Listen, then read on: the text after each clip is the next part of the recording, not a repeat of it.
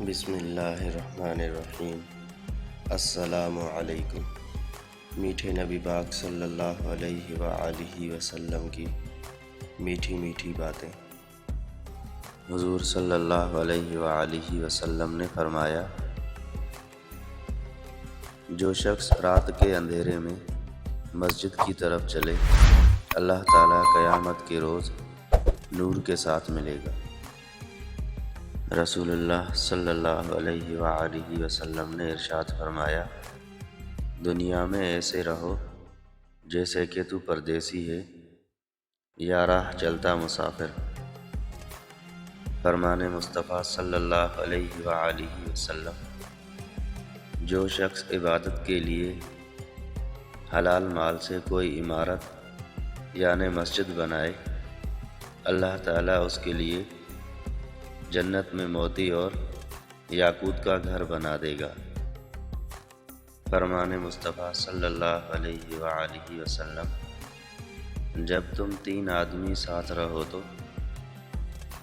تم میں سے 2 آدمی تیسرے کو اکیلا چھوڑ کر کان میں بات اور سرگوشی نہ کریں، کیونکہ یہ اسے رنج و غم میں مبتلا کر دے گا۔ حدیث نبوی صلی اللہ علیہ وسلم۔ کسی مسلمان کو ذلیل کرنا۔ رسول اللہ صلی اللہ علیہ وسلم نے فرمایا، جو کسی مسلمان کو ایسی جگہ ذلیل کرے گا جہاں اس کی عزت کی جاتی ہے، تو اللہ اسے ایسی جگہ ذلیل کرے گا جہاں اسے اللہ کی مدد کی ضرورت ہو۔ حبیب کبریا صلی اللہ علیہ وسلم نے فرمایا، جب تو چاہے کہ لوگ تجھ سے محبت کریں تو دنیا سے بے رغبت ہو جا۔ سرکار دو عالم صلی اللہ علیہ وسلم نے فرمایا، کیا میں تمہیں 2 ایسے عمل نہ بتاؤں جن کا بوجھ انسان پر بہت ہلکا لیکن میزان عمل میں بہت بھاری ہے؟ حضرت ابو ذر رضی اللہ عنہ نے عرض کیا کہ یا رسول اللہ صلی اللہ علیہ وآلہ وسلم، ضرور بتائیں۔ آپ نے فرمایا، خوش اخلاقی اور کثرت سے خاموش رہنے کی پابندی کرو۔ سرور کونین صلی اللہ علیہ وسلم نے فرمایا، جب 3 کیفیات ہو تو فوراً دعا مانگو، اس وقت دعا رد نہیں ہوتی۔ 1، جب جسم کانپ اٹھے۔ 2، دل میں خوف آ جائے۔ 3، آنکھوں سے آنسو جاری ہو۔ سرور کائنات صلی اللہ علیہ وسلم نے فرمایا، سوار شخص پیدل کو، چلنے والا بیٹھے ہوئے کو، تھوڑے لوگ زیادہ لوگوں کو اور چھوٹا بڑے کو سلام کرنے میں پہل کریں۔ سید الانبیاء صلی اللہ علیہ وآلہ وسلم نے فرمایا، حق بات کہنے سے زیادہ کوئی صدقہ نہیں۔ حضرت جابر رضی اللہ تعالی عنہ سے مروی ہے کہ رسول اللہ صلی اللہ علیہ وسلم نے فرمایا، جس کو یہ 3 چیزیں مل جائیں، خدا اسے اپنی حفاظت میں لے لیتا ہے اور اسے جنت میں داخل فرمائے گا۔